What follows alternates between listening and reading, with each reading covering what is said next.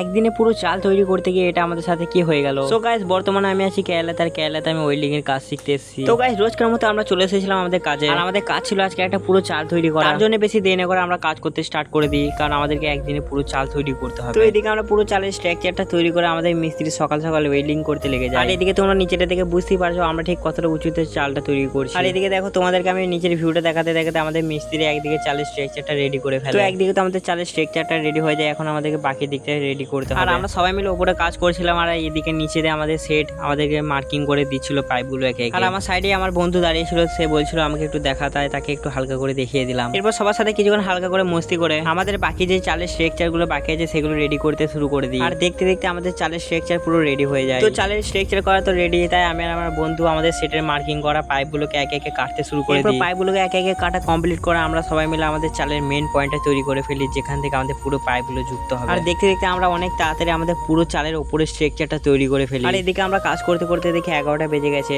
তাই আমরা সবাই মিলে বেরিয়ে পড়ি গাড়ি করে নাস্তা খেতে যাওয়ার জন্য। এরপর নাস্তা খাওয়া কমপ্লিট করে আমরা আবারও চলে আসি কাজের সাইডে। কিন্তু ভাই কাজের সাইডে এসে দেখি মেঘের অবস্থা অনেকটাই খারাপ, বলতে না বলতে পানি পড়তেও শুরু করে দেয়, তাই আমাদের কাজটাকে এখানেই বন্ধ করতে হয়।